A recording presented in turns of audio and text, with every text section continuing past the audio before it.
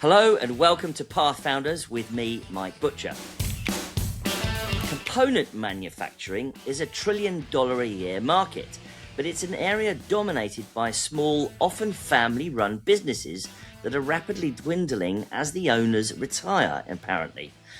Isembard is a UK startup that manufactures high-precision components, operating both its own factories and franchising the idea out to existing ones.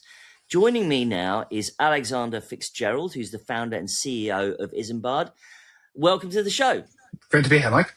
For those of us who have no clue what component manufacturing factories are about, tell us what the issue is here and what the problem is that you're going to solve. Yeah, so I think the core thing most people don't realize is the businesses you know the names of as like great product companies, whether it's Apple or even SpaceX or Rolls-Royce or any large business. They may design their products and they may assemble them and then they may sell them, but the actual individual components that make up those products are made by their what's called a supply chain. But that word supply chain hides like a whole long tail of tens of thousands of small businesses. And effectively, the way to think about it is everything in the world is made up of different manufacturing processes. So some things are made by like CNC. So that's like cutting precision parts, some injection molding, a lot of plastic parts, and etc. There are loads of them. And so all these companies have to go out and work with these small businesses. But the real existential threat right now is just as demand is rising in the West in critical industries like aerospace, defense, energy, robotics, the actual supply of that, the number of machines that can make those components are dwindling in the way because of the point you mentioned in terms of age. And we think we found a way to actually, in our own small way, but like growing much bigger, as we like to say, like small acorns and mighty oaks, solve manufacturing for the West. Okay, so let's unpack that a little bit. So presumably, maybe 50 years ago, there was a small factory somewhere in the north of England producing a widget for a British car manufacturer, and perhaps that widget is now made in China. You're saying that there are still these component factories in Europe, but they're kind of going down the hill, and you've got an idea about how to apply AI to these actually quite crucial companies, which are small, kind of often mom and pop shops, but a lot of them being outsourced to China. So what's the plan? Yeah, so I mean, there are still those companies. In the US, for example, there are 40,000 CNC, what they call CNC machine shops with an online presence. Most of them have maybe 20 people, maybe 10, 15 machines, and actually more than that in Europe. So the plan is we started with our own factory in Northwest London in Park Royal. You can still make factories in London if you have the right will. So we started with our own factory, developing their own software to run that factory, our own like processes, and now we're scaling up the number of factories. So we have our own factories where we make the components for other customers, but we also, as you said, franchise out those factories. So we have 6. We started in January 2025 with our first factory in London. We're now at 6 factories, 3 in the UK and 3 in the US, and half of them are franchisees. And we want to scale to 25 factories by the end of this year. And the majority of them are franchisees. And those franchisees, crucially, are net new, so people starting from scratch, so maybe coming from manufacturing, people coming from other franchising businesses, or just generally doctors, lawyers, bankers, even some VC investors as well. Has it become cheaper to set up these small factories? You can. The funny thing is, you can actually start with a fairly low. Like people think the word factory holds a lot of like it hides a lot of things as well as reveals a lot of things. Like fundamentally, you need to make the minimum viable factory is 2 machines, 2 CNC machines, a wall, some power, some coolant, and then a few other bits and bobs, which we help with. And so you can actually set up a factory from signing a franchise agreement within 2 to 3 months, because you just basically need 4 walls, power, and the rest will be sorted, effectively.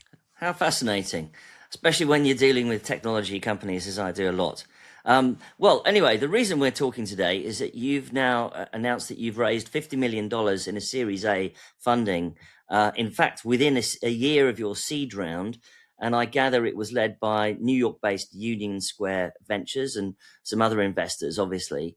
First of all, Um, the, tell us, what was the kind of opportunity you think that your new investors saw in what you're doing?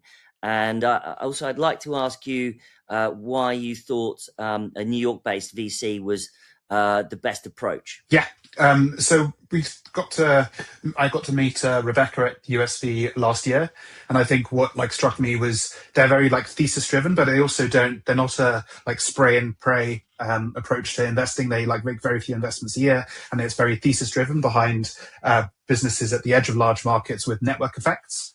And so I think what struck me when I spoke to them was, outside of any other the investors who reached out to us, the one question they didn't ask is why franchising, because they immediately got it, and that was a very yes, you get it. We're not going to be at a loggerhead. So that was kind of the rationale. And obviously, they've backed some really brilliant companies before. And I think why New York based. So we had obviously USD led the round, but we also had a British fund, IQ Capital, alongside, as well as a West Coast US fund, Tamarack Global.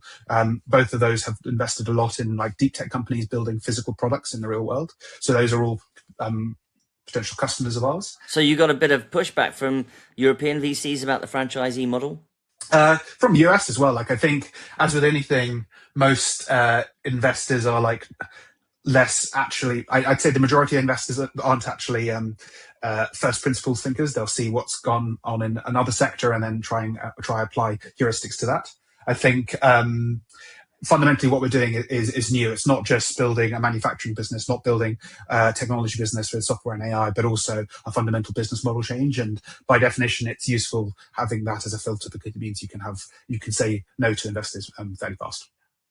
Fair comment. Well, you're also doing something called Mason OS, which is an AI-driven proprietary software platform. How does that fit into the business model? Yeah, so it's what we've been building in our own factories and constantly build with every single other of our franchisee factories.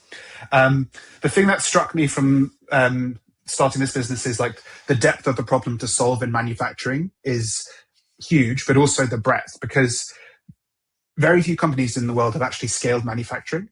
And the problem with manufacturing is it's a huge orchestration problem. You need to be able to deal efficiently with designs from the work you actually want to make. You need to be able to track goods. You need to be able to schedule that across multiple machines, and you need to do that all in within a quality framework. So especially for these critical industries. So what Mason OS does is effectively collapses all of those disparate products, which are usually point solutions for typical manufacturers, and collapses that into one single operating system across the whole factory. And it does that not just in one single factory to optimize that, but also enables demand to be orchestrated across multiple factories.